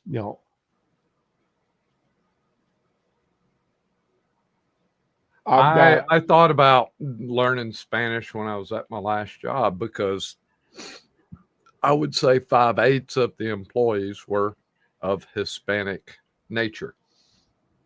And it would have just made it easier because some of them didn't speak English at all. mm-hmm. And when you work in maintenance and you're trying to find out what a problem is, it's like, damn, I need to get somebody over here to translate. Well, one of the people my wife works with, well, several of the people, but where my wife works, but one that she works with on a daily basis does not speak any English whatsoever and has made no attempt to learn English. So I bought my wife a set of those earpieces, Bluetooth earpieces that connects up to your cell phone and translates for you. Oh, And it does a reasonable job so she can understand what the woman is saying, or at least the point she's trying to get across. Yeah. right? But unfortunately, it doesn't. This woman will not do anything. I mean, this Bluetooth thing cost me $60. Yeah, exactly, Paul. Learn the language of the country that you're in. Now, I was lucky when I went to Germany. I took German in high school. My dad spoke German. When I was taking German, my dad was teaching me German at home. Yeah, I only got C's in German class. But that's because my dad didn't speak high German. He spoke street German. And high school teaches you high German. You know, uh, so there's a little bit of a crossover there, but no, she's here legally. Paul, she's here legally because she's in a government-funded program. So she works in a government-funded program, so she is here legally. And that's because, and since the Biden administration, they've gotten a lot of children in from Spanish-speaking households that the kids don't speak any English. And that's a crying shame. It is. That they've got children up to 8 years old that don't speak any English.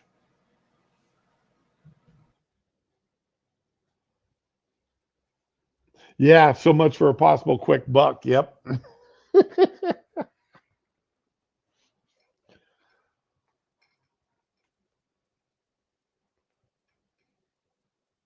What's the going rate for reporting an illegal? I had no idea. I didn't know there was a bounty. I know people joked about having bounties on illegals.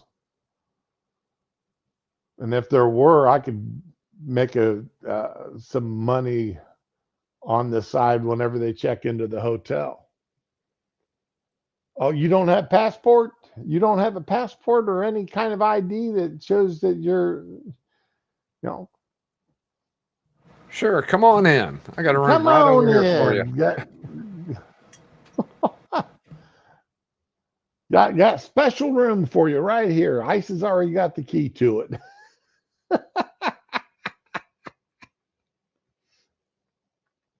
We do have well, that's something we've been having lately. I don't believe it. This is like the three times in the past month. Cops have come and asked us for a room for them to use for a few hours. And then, we've got an arrest going on in our parking lot.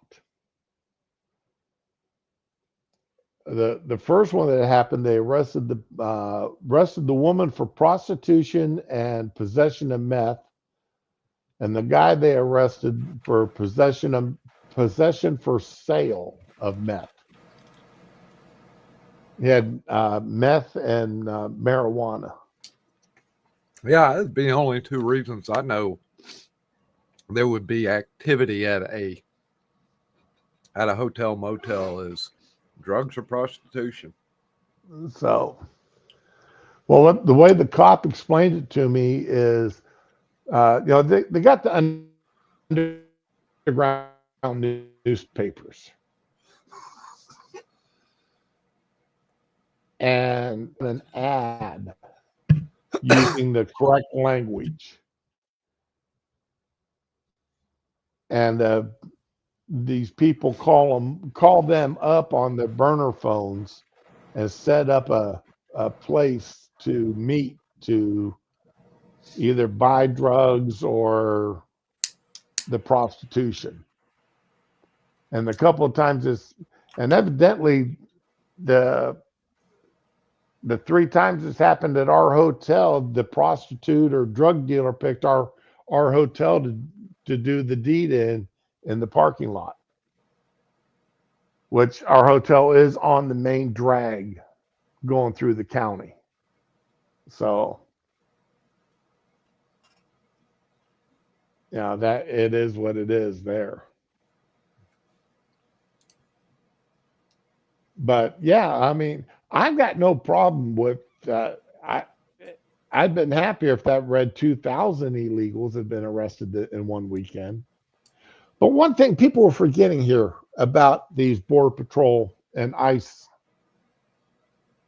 arrest. I don't have the numbers, but how many times have we read that they rescued children in doing these arrests?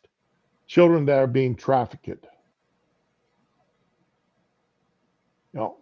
10 here, 15 there, 100 here. These guys are also rescuing children, and they may not be American citizens. They may have been trafficked in from Mexico or Honduras or Guatemala or wherever, but they're being sold as sex slaves. And the Border Patrol guys are rescuing them and doing these operations. So it's doing. I mean, they're doing good. They're getting rid of illegals, but they're saving children from lives of misery. And should those children? I've had the person ask me, should that child be sent back to their home country? I said, hell no. Hell no. Let's try to find them a home here in the United States. Why send them back to the people that sold them into slavery to start with?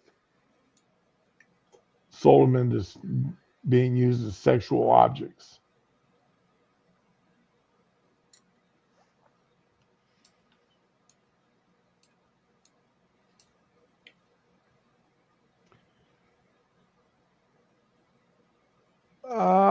Susan Collins may not be a sitting senator here soon, next election. There's a lot of going to be not sitting senators next election. liberals there are not happy with her, and she is actually losing. Her numbers are in the very low 40s. So,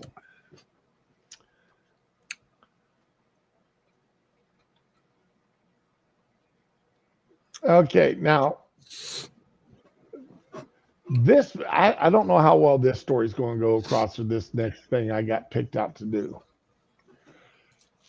The FCC has had a policy against news distortion in the over-air broadcasts for over 50 years.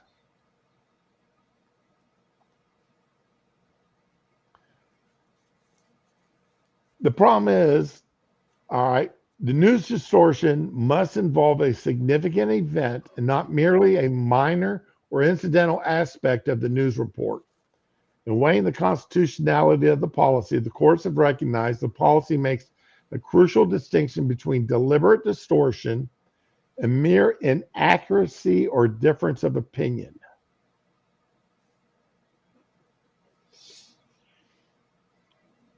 And the reason why I'm bringing this up is under the Trump administration, they've got some new people in at the FCC. One of their targets right now is ABC.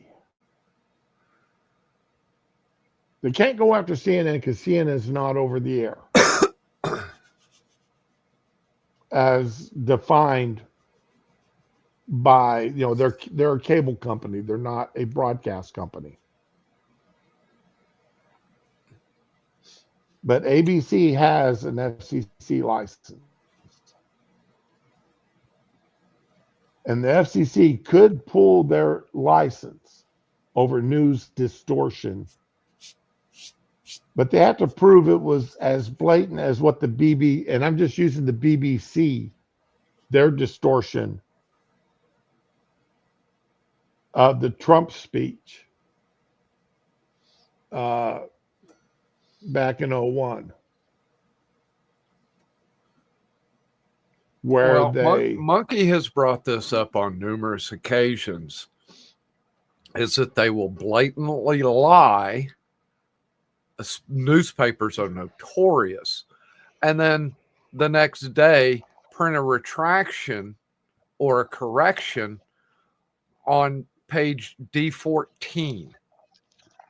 Right. For a front page article. So you wouldn't ever see the retraction or the correction,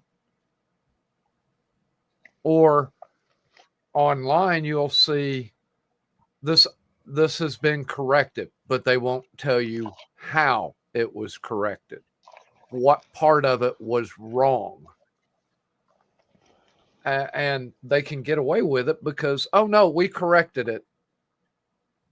We said something that was untrue, and then we came back and said, yes, that was untrue. And they can get away with doing that because they can go, oh, well, we didn't have all the information. It was a breaking story. We just got this information that proves we were incorrect. So we made a one-liner saying that whole article was incorrect. The difference being is the FCC does not control print. They only control broadcast news. No, I get what you're saying, but it will be online as well. And the FCC does have control of online.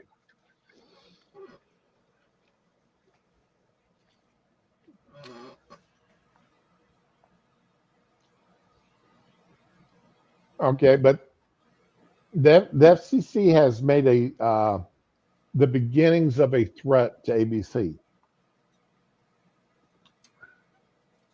Of course, the media and the Democrats are claiming that this is an overstep by the Trump administration trying to get back at their political opponents.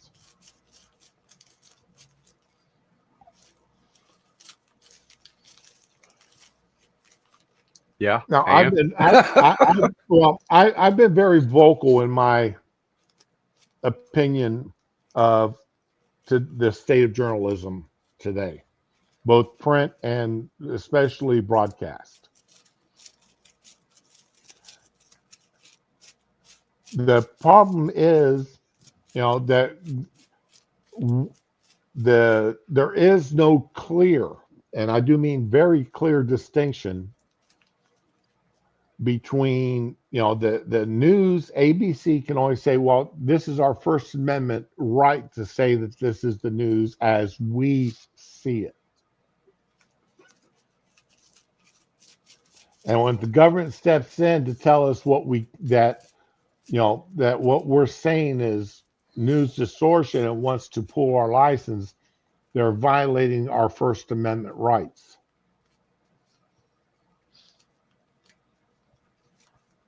This is really walking a very thin tightrope, constitutionality wise, because one of the things I've said for a long time, what one party does, the other party will do later. Yes, the Biden administration went in against online content. That's a given. We know they did it. But they did not go in on the broadcast content in the same way, because honestly, they already had the broadcasters in their hip pocket.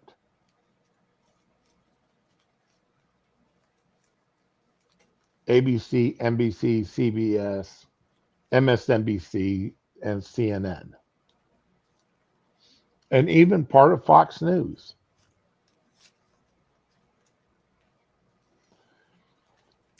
But for the FCC to threaten ABC's license over what George Stephanopoulos says, or Moran, or any other news journalist that's broadcasting under their news division,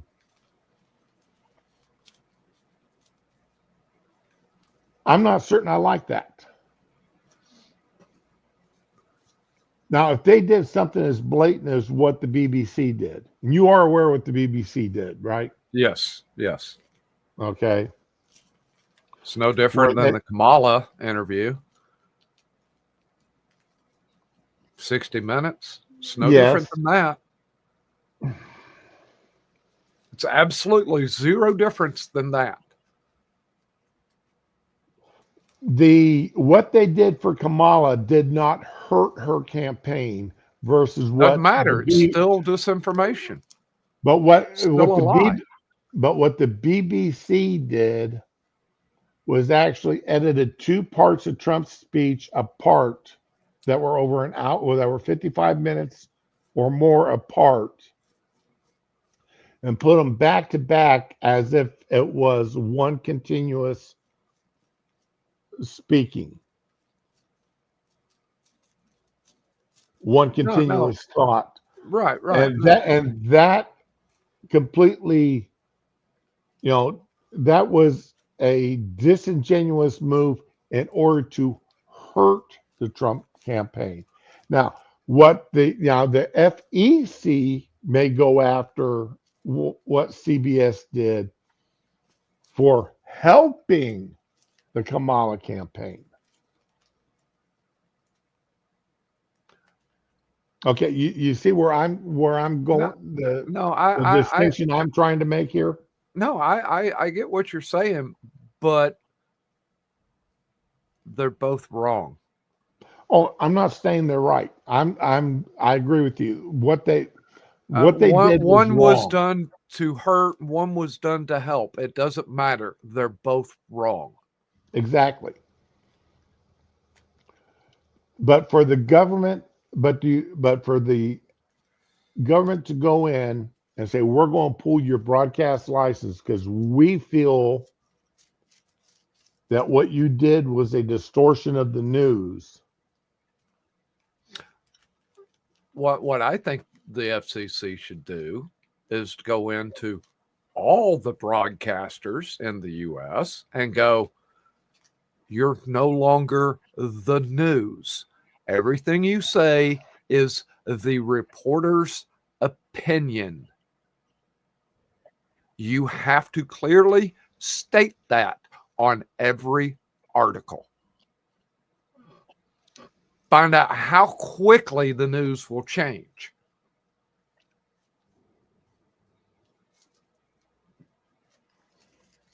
You must lead That this could be interesting. with this is my opinion on this article or on this situation or this happenings.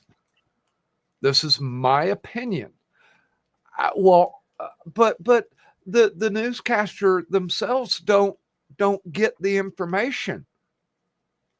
It's written for them. Okay. This is the views of this person or of this whoever network. wrote the article for the newscaster to read. Whoever wrote out the teleprompter, it's their opinion. It's not the newscasters, it's whoever wrote it. Specify who wrote it and that it is their opinion.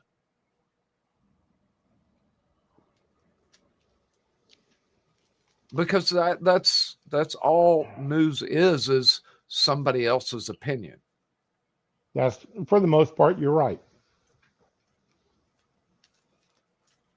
You know, unless Opinion there and are facts, conjecture. provable, verifiable facts, absence of that, it is an opinion, and it should be clearly stated. We do not have the facts. This is our opinion. We do not have the facts on the illegal voting. This is our opinion. Whether for or against, this is our opinion. This is not fact. Unless there are verifiable, provable facts from both sides, then it has to be stated as an opinion. That's how I read Twitter. This is an opinion page. That's all it is. There are no facts on Twitter. Oh yeah. Well, there's no facts anywhere. I was reading an article that ABC was going to fire George Stephanopoulos. I'm like, okay, let me go. Oh, that's interesting. Why are they firing George Stephanopoulos? What did he do now? Well, I go in there and I'm reading through and I'm, Google search. Google didn't show me anything in the past 48 hours. So I looked for 72 hours, nothing in the past 72 hours. Okay, fine. Let me try Bing. Let me try this, that. I tried DuckDuckGo. I tried several different search engines. Nothing come up. And then, so, I started widening the search. And finally it popped up from 8 or 9 months ago that the whole deal where the network ended up admitting that George had misstated some stuff on his show and paid Trump a bunch of money. So, they're talking about something, trying to act like something that Stephanopoulos did months ago, all of a sudden is going to get him fired now. Right. Which to some degree could happen, unlikely, but. Right. I mean, heck, we just brought up earlier in the stream Paula Deen because something she said 20 years before she became famous. Right. All of a sudden got her in trouble and she lost millions of dollars over it.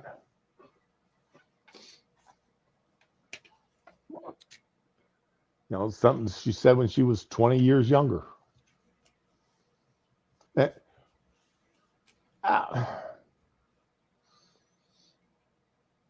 Depending upon the age of the person, like if you got a a 30-year-old and you want to bash them for something they said in high school, come on, get real. But I've seen it happen. I've seen what people said in college, their freshman year of college or their sophomore year in college, get pulled up on them. 10 years later. Look at what's his face, Supreme Court, Kavanaugh. Yeah, they brought up his college days, which was what, 30 years prior? Yeah.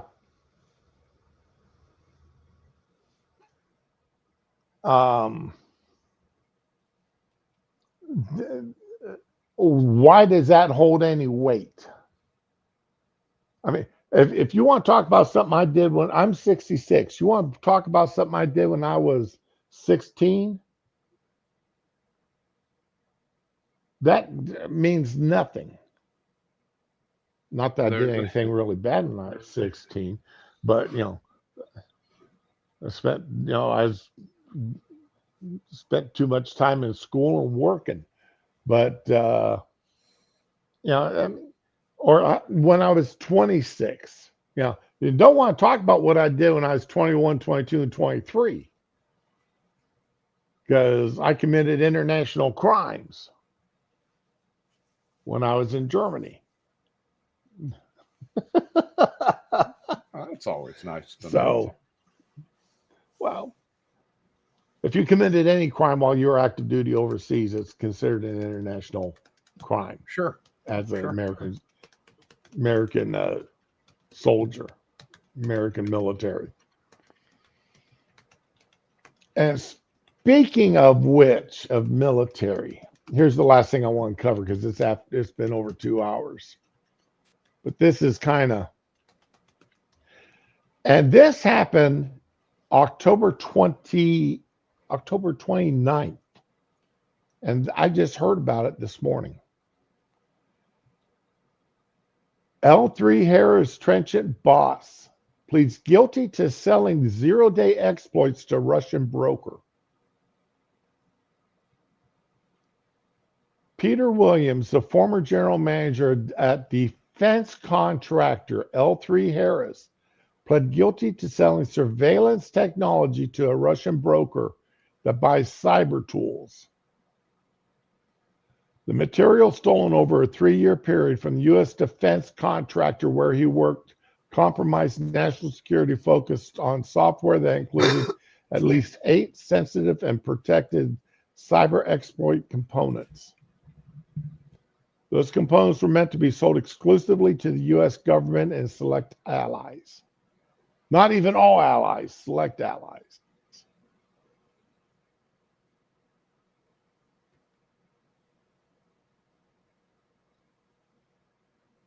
This should have been news. Yeah.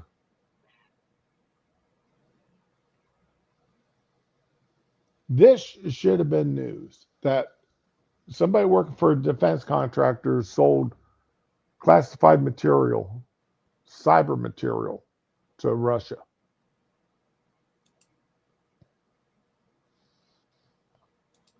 A few $1 million and a Rolex watch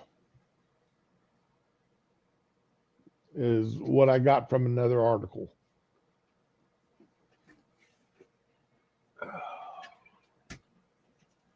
Now, this is something our journalists should have been talking about. The American people should have the right to know that this happened. Not just somebody. The opinion of the news agency doesn't feel that way.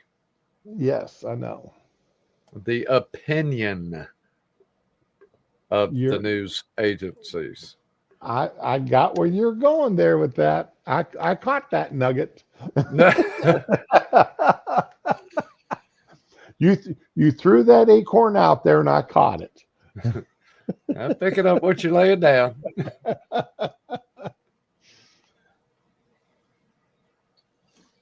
But And maybe it's because of my military background. Maybe it's because of my security training. Maybe it's because of my life experiences. Maybe This it's is because important. we were raised in the 60s with no commies. Where being a commie was a bad thing. Mm-hmm. Better off dead than red. Yep. Or the best red is dead.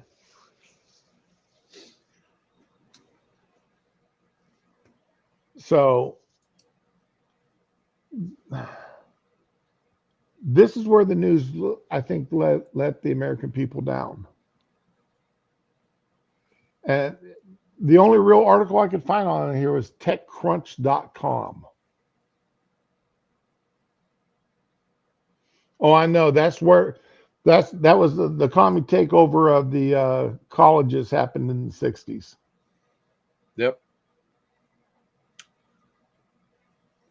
That's what I'm saying. It's taken them 80 years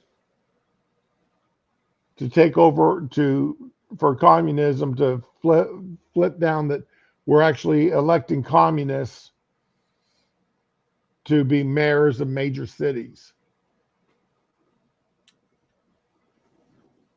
And and the people aren't batting an eye at it. And those of us that are being called all kinds of names.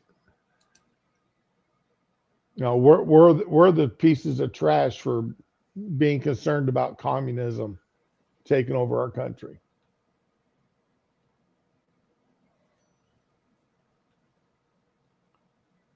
What else? What other tab did I have open?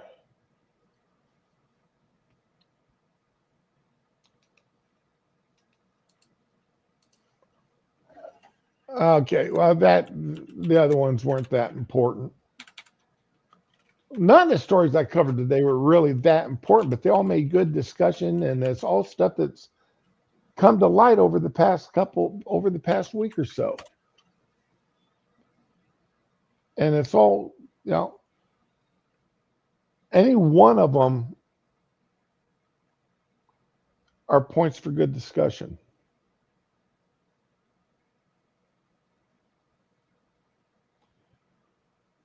Well, wasn't that was it Khrushchev or Brezhnev that said that they were going to it'd take them 100 years, but they'd take over the country because they'd started in the schools. I want to say it was Brezhnev. Yeah, that's what I was thinking too, is Brezhnev. Well, he was right. You got the communists in the schools. And now we're electing them to be to government positions on both coasts of the country. Go and do the old squeeze play. Got the northern side. Now they'll work their way down the coastline. I don't know how far down they'll get. They'll get pretty far down on the west coast. I don't know how far down they get on the east coast though. They get down into Alabama, Georgia, Mississippi, Florida. I think they'd run into. I mean, I can see them going into Virginia, North Carolina. I don't know about Yeah, South Carolina. I think they have a fight in Virginia.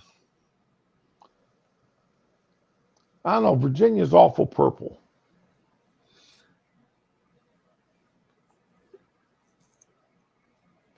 West Coast, not a problem. Yeah, East West Coast. West Coast. Washington, Oregon, California, they'd have no problem. New Mexico. That's sad to think New Mexico they'd have no problem with New Mexico, but they wouldn't. Parts of Arizona. I hate to say it, but Maricopa County, they'd have no problem. They could get away with it in Maricopa County. But Anyway, guys. All right. Now, unfortunately, I've got to pull an all-night shift tonight, so I won't be able to stream tomorrow, but I've rarely streamed on Wednesdays anyway. And obviously, as you can tell, I got my computer back last night. So I did some test runs on it last night, and it seemed to operate pretty good, and it's done pretty well here today. So I should be back to streaming on a regular. Ramen, you got our prayers, darling. Yes, Miss Raman, please get better quickly. All right. And have an open heart surgery tomorrow. Electoral College for governors.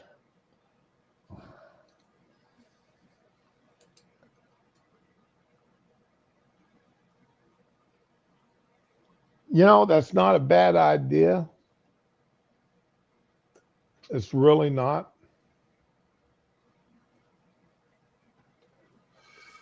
Yeah, but that would have to be codified into either the State constitution.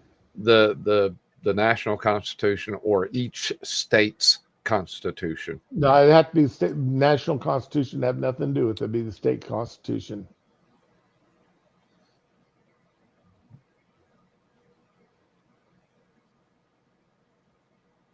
See, a lot of people seem to forget we are a union of 50 sovereign states. Yeah. No, I get you. Okay. And I just don't see the states doing it. Not enough of them to make a difference. I couldn't care how many states. If even one did it, I'd be happy. I'd be happy if even one did it. I'd be happy if Florida did it. Now, it would have to be one of your northern Midwest states, something like South Dakota or North Dakota or Utah or something. It'd have to be a real deep red state before it would happen. Well, I'd be, like I said, I'd be happy if Florida did it. I think I'll go ahead and write a couple of our Congress critters, talk to them about it. Talk to my local guy. I see him on occasion. There you go.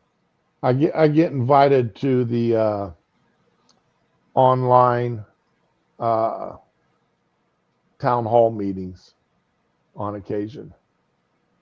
That's cool. So my big mouth sometimes overrides my butt and gets me, invited to these things. If any of them knew me in person, they'd keep me far away from that stuff. But you would be surprised. Well, some of them seem to like my online persona, my stream. Some of them seem to like it because some of them do follow my stream. So, but anyway, everybody, try to have a good day and enjoy yourselves. Old guy, thanks for coming on. Do appreciate you. Not a problem. You're always welcome whenever you want. Always welcome, never expected. I appreciate it, and I will be here as often as I can. All right.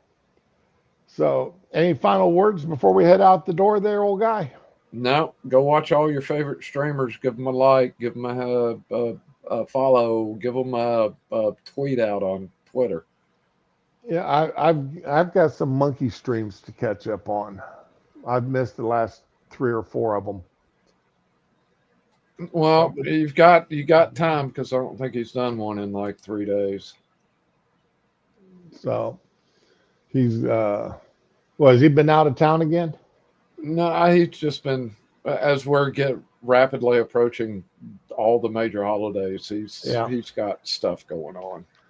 Well, Thanksgiving week I won't be streaming because I've got my sister coming in, and I absolutely do not want to have her listen to me talking online.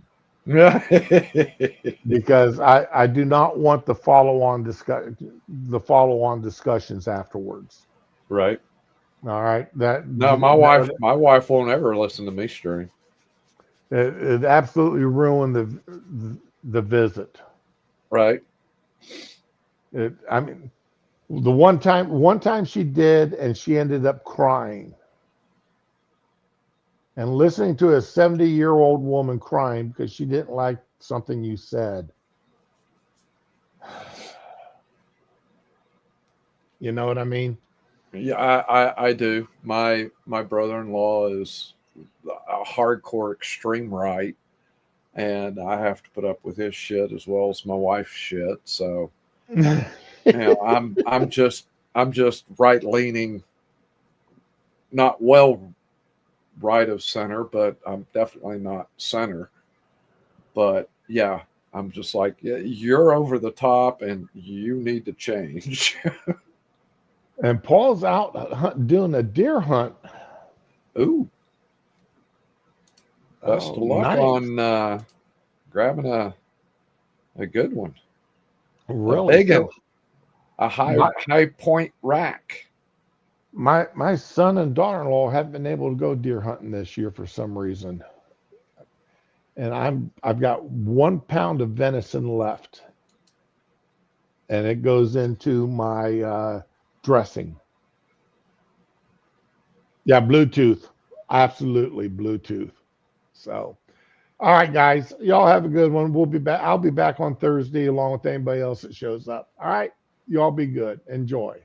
All right, y'all have a good one.